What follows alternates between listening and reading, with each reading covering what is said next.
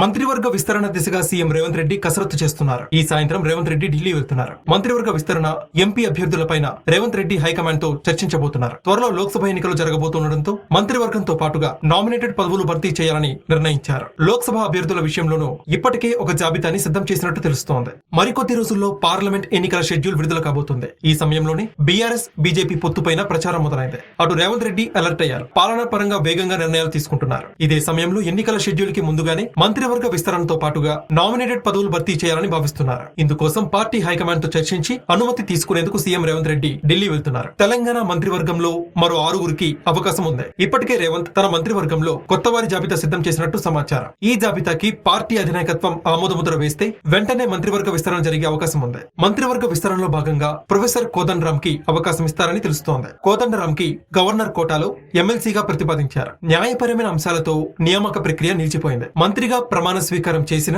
6 నెలల్లోగా చట్టసభలకి ఎన్నికయ్యే అవకాశం ఉంది. దీంతో మంత్రి పదవికి ఆయన పేరు ఖాయం చేసే అవకాశం ఉందని సమాచారం. ఇక రేవంత్ రెడ్డి మంత్రివర్గంలో ఇప్పటి వరకు అవకాశం దక్కని ఆదిలాబాద్, నిజామాబాద్, రంగారెడ్డి, హైదరాబాద్ కి ఈసారి విస్తరణలో ప్రాధాన్యత ఇవ్వాల్సి ఉంటుంది. ఇదే సమయంలో సామాజిక సమీకరణాలు కీలకం కాబోతున్నాయి. ఆదిలాబాద్ నుంచి గడ్డం బ్రదర్స్ మధ్య పోటీ నడుస్తోంది. చెన్నూరులో గెలిచిన వివేక్, బెల్లంపల్లిలో గెలిచిన వినోద్ కేబినెట్ బెర్తు కోసం సోనియాని కలిశారు. రేవంత్ రెడ్డి తనకు అవకాశం ఇస్తారని వివేక్ నమ్మకంతో ఉన్నారు. బోధన్ ఎమ్మెల్యే సుదర్శన్ రెడ్డి, ఎల్లారెడ్డి ఎమ్మెల్యే మదన్ మోహన్ రావు కూడా కేబినెట్ ప్రయత్నాల్లో ఉన్నారు. ఉమ్మడి రంగారెడ్డి జిల్లా నుంచి మల్రెడ్డి రంగారెడ్డి పేరు పరిశీలనలో ఉంది. ఇక హైదరాబాద్ నుంచి కాంగ్రెస్ అభ్యర్థులు ఎవరూ గెలవలేదు. అయినప్పటికీ మైనార్టీ కోటాలో ఫిరోజ్ ఖాన్ పోటీలో ఉన్నారు. కీలకమైన హోంశాఖ ఎవరికి అప్పగిస్తారనేది తేలాల్సి ఉంది. దీంతో కేబినెట్ విస్తరణ, శాఖల ఖరారుపైన ఆసక్తి కొనసాగుతోంది. ఎన్నికల షెడ్యూల్ కి ముందే మంత్రివర్గ విస్తరణతో పాటుగా నామినేటెడ్ పదవుల్ని భర్తీ చేయడం ద్వారా ఎన్నికల్లో మరింత జోష్తో క్యాడర్ పనిచేసే అవకాశం ఉంటుందని భావిస్తున్నారు. దీంతో రేవంత్ రెడ్డి ఢిల్లీ పర్యటనపై ఆసక్తి కొనసాగుతోంది.